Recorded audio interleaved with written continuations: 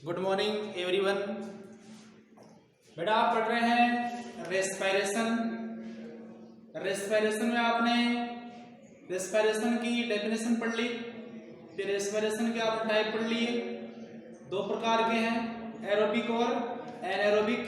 इसके बाद में आज का जो पॉइंट है वो है श्वसन स्थल, site of respiration.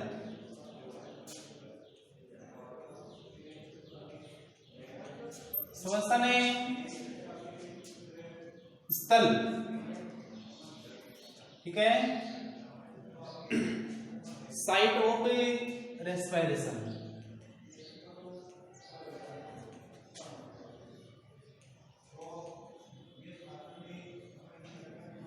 Site of respiration, ठीक है बेटा।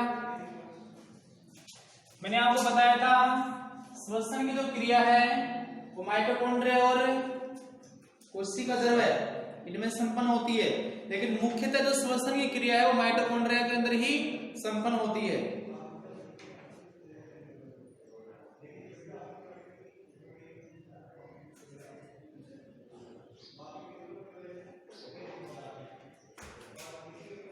ओके,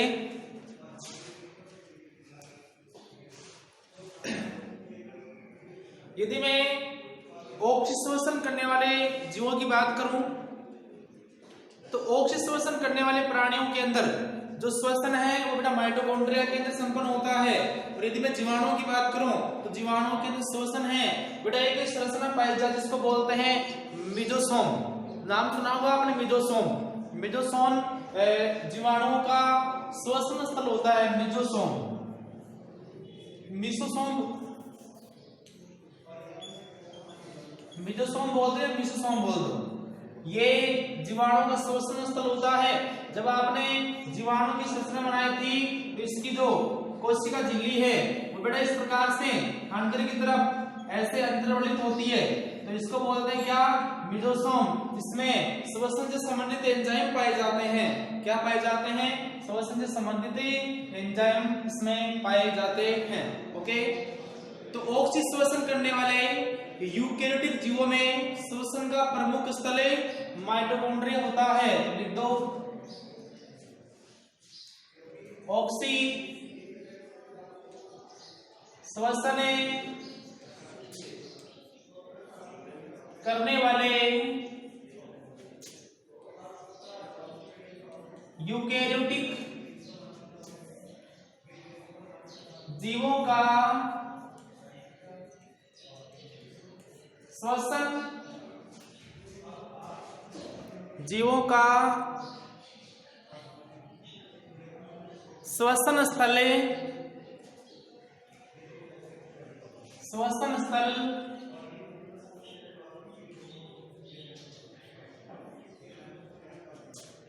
माइटोकॉन्ड्रिया होता है, माइटोकॉन्ड्रिया होता है। ओके,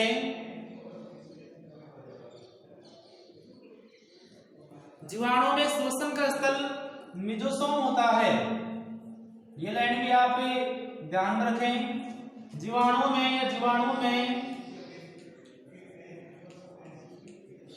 श्वसन का स्थल मिजोसोम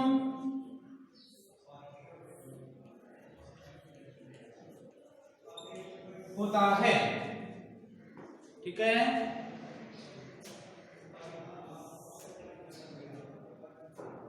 ओके, तो इसके बाद में अगला जो पॉइंट आता है वो आता है माइटोकॉन्ड्रिया की संरचना। जिस प्रकार से आपने प्रकाश संश्लेषी जो अंग था, कोशिकांग था, वो कौन था बताओ, कौन था? हरितलवक। उसकी आपने संरचना पढ़ी। इसी प्रकार से हमें श्वसन का जो स्थल है माइटोकॉन्ड्रिया, इसकी भी संरचना पढ़ेंगे। तो लिख दो माइटोकॉन्ड्रिया, ठीक है।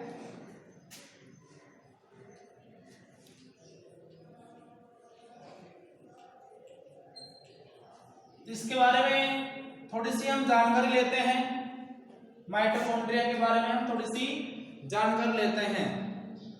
इस माइटोकॉन्ड्रिया की जो खोज है वो बेटा कोलिकर नामक वैज्ञानिक ने की थी और इसका नाम वो बेंडा नामक वैज्ञानिक ने दिया था। तो खोज शॉर्ट में खोज किसने की थी?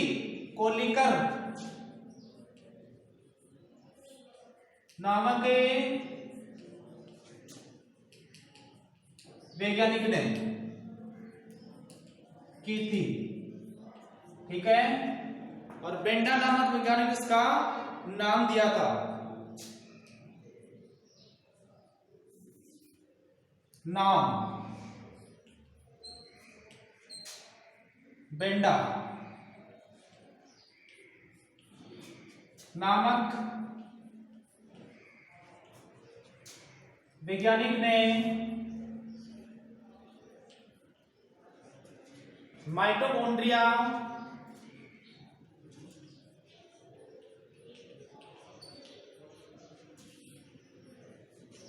नाम दिया, माइटोकॉन्ड्रिया नाम दिया, ठीक है।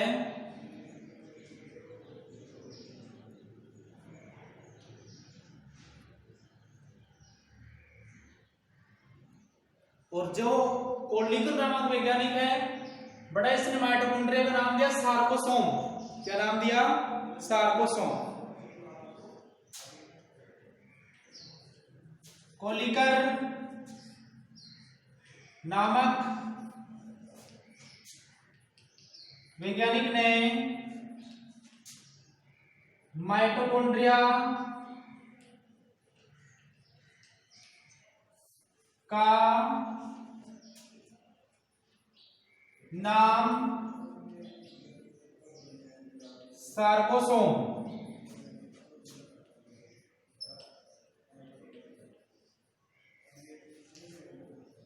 दिया। ओके, यदि हमें कोशिका के कोशिकांगों की बात करें तो बेटा ये जो माइटोकॉन्ड्रिया है वो सबसे अधिक सर्वाधिक सक्रिय कोशिकांग होता है। तो माइटोकॉन्ड्रिया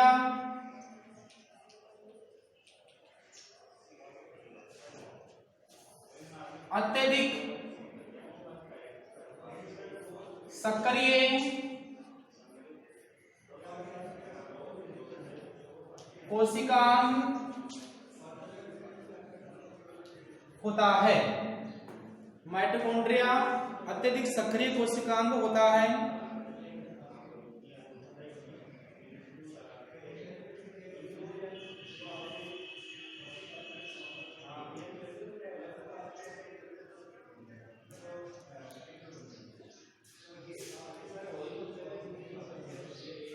ठीक है, इसके अलावा देखो माइटोकॉन्ड्रिया को अन्य किन किन नामों से जाना जाता है?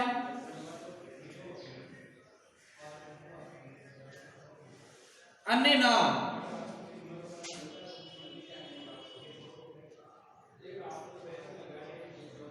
अन्य नाम, पहला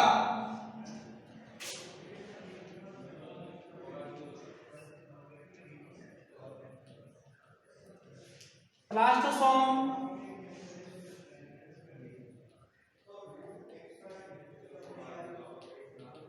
बायोब्लास्ट, कॉन्ड्रियोसोम,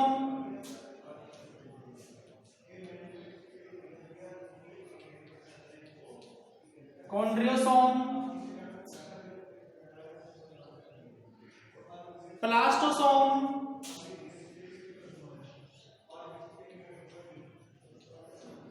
इस प्रकार इसको कई नामों से जाना जाता है। ये नाम देके बेटा क्वेश्चन पूछते हैं बायोब्लास्ट किस कोशिकांग को कहा जाता है?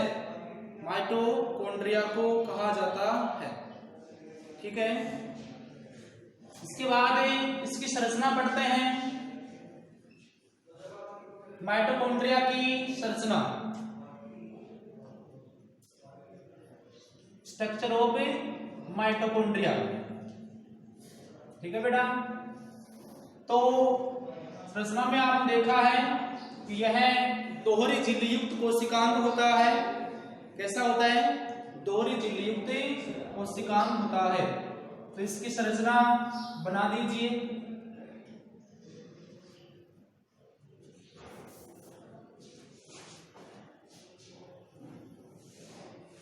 इसमें स्वयं का डीएनए होता है, ठीक है, इसलिए यह अर्ध स्वायत्त अंग की भांति कार्य करता है। इसकी स्वयं की प्रतिकृति होती है, ठीक है।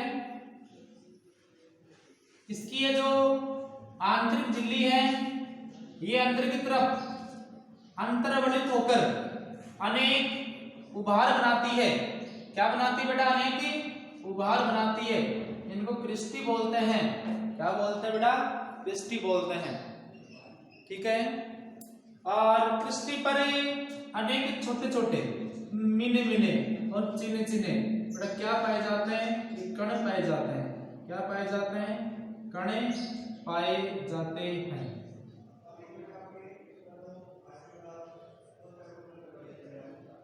इन कणों को क्वांटासोम कहा जाता है। क्या कहा जाता है? क्वांटासोम, ऑक्सीसोम, ठीक है, ऑक्सीसोम कहा जाता है। इसके मध्य ये जो मैट्रिक्स भाग है, इसमें स्वयं का डीएनए होता है। इसमें ये राइबोसोम होता है 17 प्रकार का, और ये अंदर का मैट्रिक्स भाग होता है।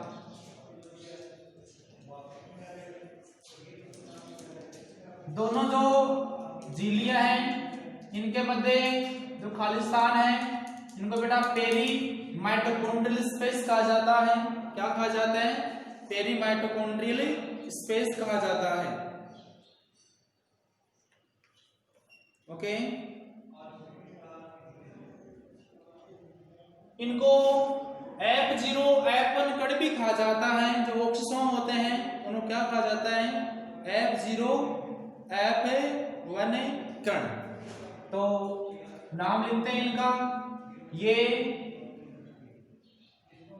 बाह्य झिल्ली, ये क्या है? बाह्य झिल्ली। ये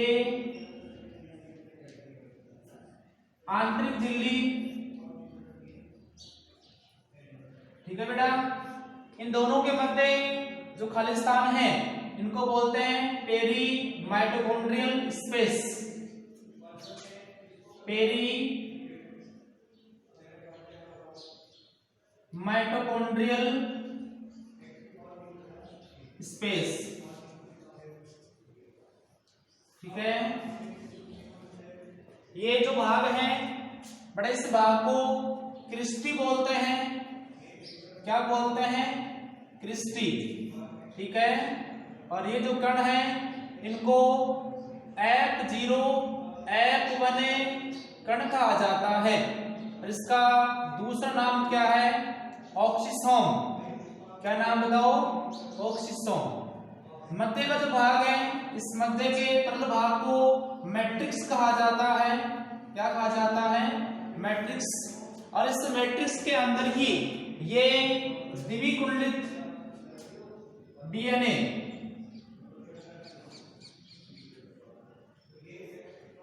पाया जाता है। इसी के अंदर 17S प्रकार के या का राइबोसोम इसके अंदर पाया जाता है। ओके, ये एस बेटा श्वेतवर्ग गुणांक या इकाई होती है। इसका 2015 के अंदर बेटा क्वेश्चन पूछा हुआ है। राइबोसोम 17S और 80S ये दो प्रकार के होते हैं। इनमें S क्या निर्देशित करता है, ये क्वेश्चन पूछा हुआ है। तो S बेटा श्वेतवर्ग नेतांक या श्वेतवर्ग गुणांक होता है।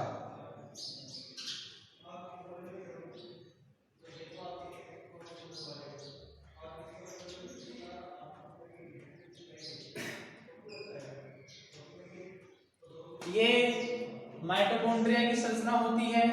अलग अलग बुक के अंदर आप इसकी संरचना अलग अलग देख सकते हैं।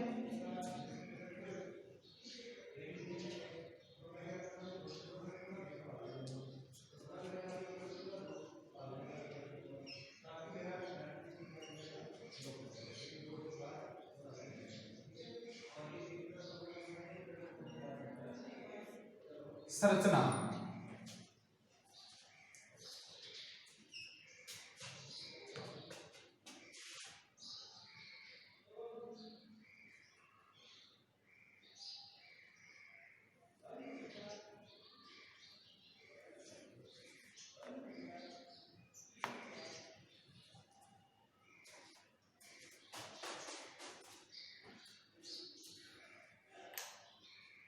तो इसकी स्ट्रक्चर देखने के बाद में इसकी संरचनाओं को पढ़ते हैं।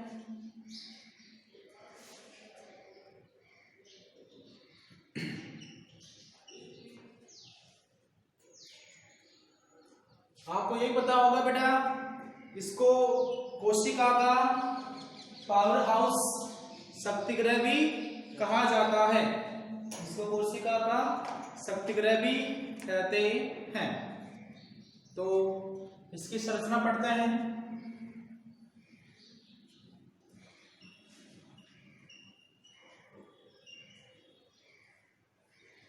ठीक है, देखो बेटा इसकी संरचना।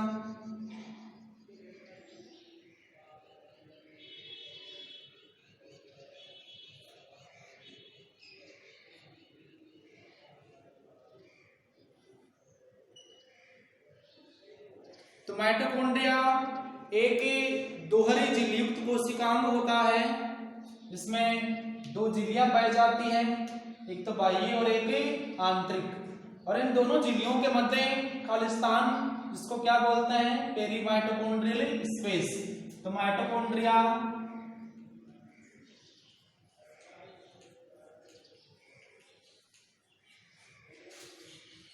एक दोहरी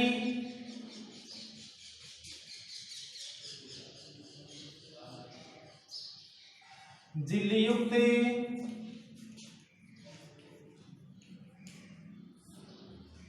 कोशिकांग होता है। दोहरी झिल्ली युक्त कोशिकांग होता है।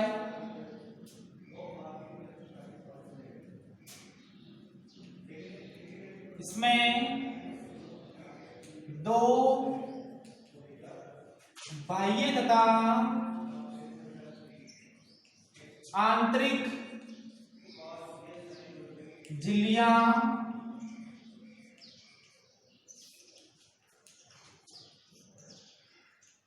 पाई जाती है। दो बाह्य तथा आंतरिक झिल्लियां पाई जाती है। इन्हें दोनों आंतरिक झिल्लियों के मध्य, सॉरी बेटा, इन दोनों बाह्य और आंतरिक झिल्लियों के मध्य खाली स्थान पाया जाता है, जिसको बोलते हैं पेरीमाइटोकॉन्ड्रियल स्पेस।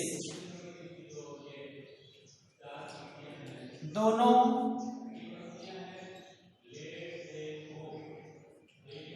झिल्लियों के मध्य उपस्थित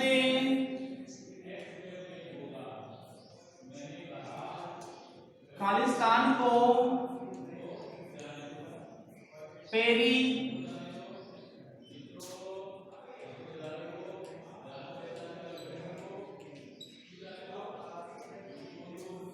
माइटोकॉन्ड्रियल स्पेस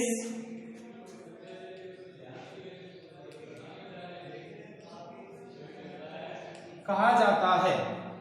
पेरीमाइटोकॉन्ड्रियल स्पेस कहा जाता है।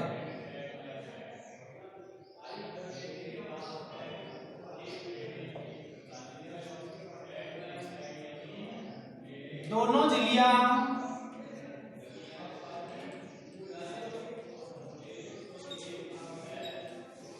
फास्फोलिपिड की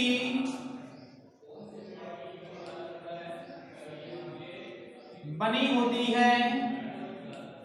दोनों झिल्लियां किसकी बनी होती है? फास्फोलिपिड की बनी होती है। ठीक है। अब देखो, यदि हम लिपिड की बात करें तो बाह्य झिल्ली के अंदर आंतरिक झिल्ली की अपेक्षा लिपिड की अधिक मात्रा पाई जाती है।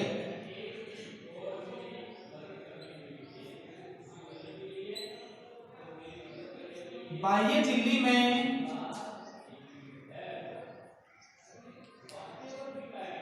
आंतरिक झिल्ली की अपेक्षा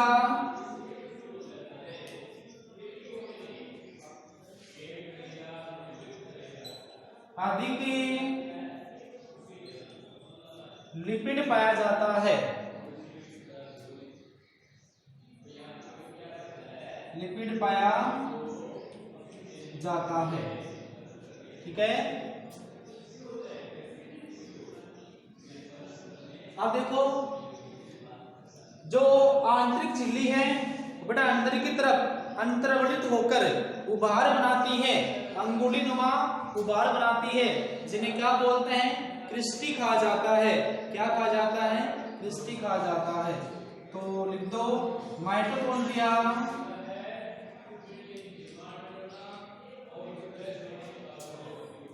की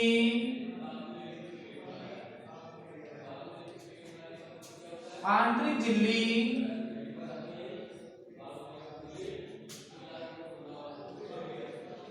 अंदर की ओर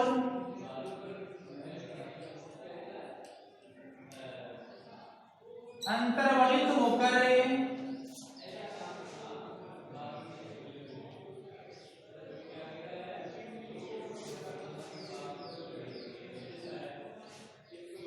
उभार बनाती है, जिन्हें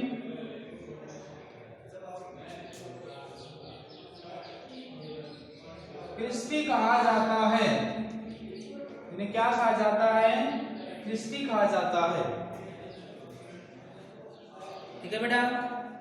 अब देखो, क्रिस्टी पर छोटे छोटे कण पाए जाते हैं, जिन्हें F1 F0 या F0 F1 कण या ऑक्सीसोम कहा जाता है, ठीक है। तो लिख दो क्रिस्टी पर छोटे छोटे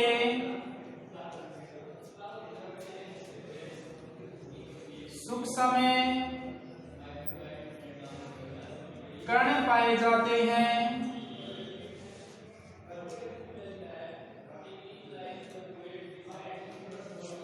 जिन्हें F0 F1 कण या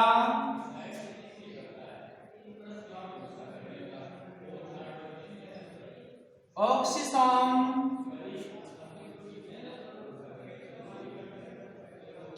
कहा जाता है, जिन्हें F0 F1 कण या ऑक्सीसोम कहा जाता है, ठीक है बेटा।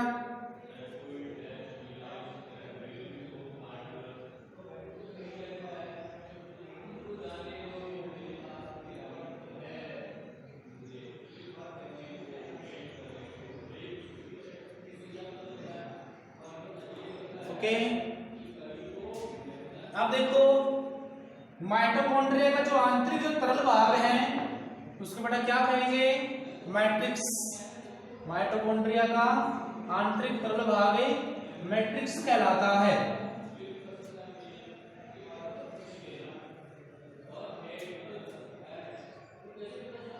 तो लिख दो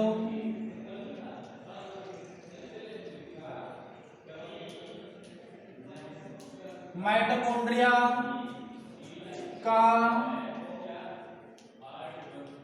आंतरिक तरल भाग मैट्रिक्स कहलाता है, मैट्रिक्स ही कहलाता है।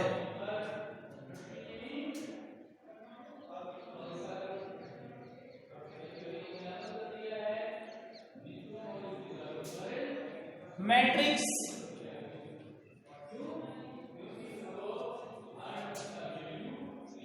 मुख्यतः प्रोटीन से बना भाग होता है।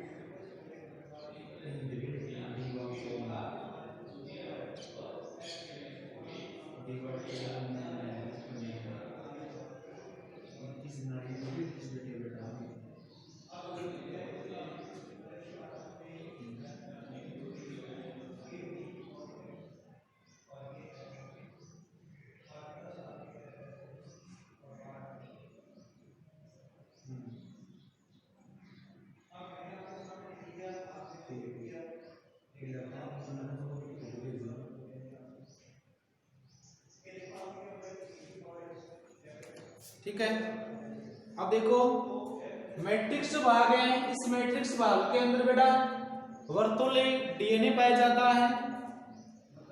लिख दो मैट्रिक्स भाग में वर्तुल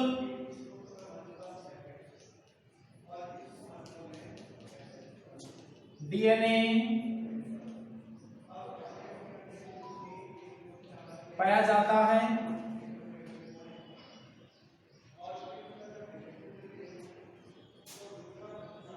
इसके अलावा मैट्रिक्स भाग में 70S प्रकार के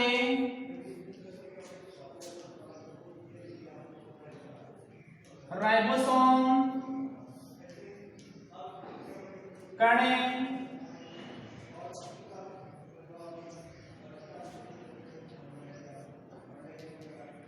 पाए जाते हैं। 70S प्रकार के राइबोसोम कण पाए जाते हैं।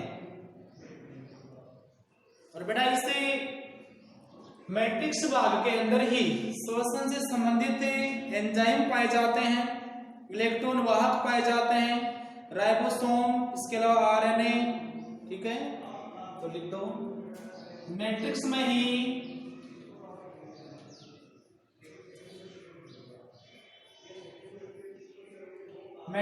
ही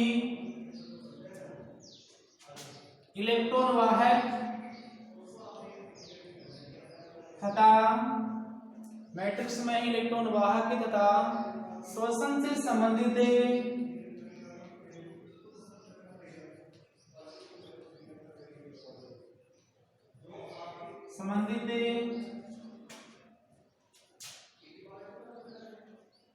एंजाइम पाए जाते हैं। श्वसन से संबंधित एंजाइम पाए जाते हैं। ओके,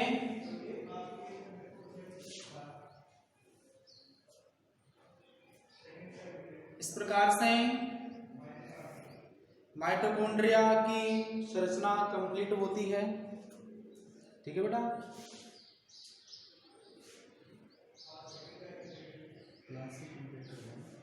इसके बाद बेटा जो फॉर्म स्टार्ट हुआ उसकी सोर्स बहुत बड़ा है।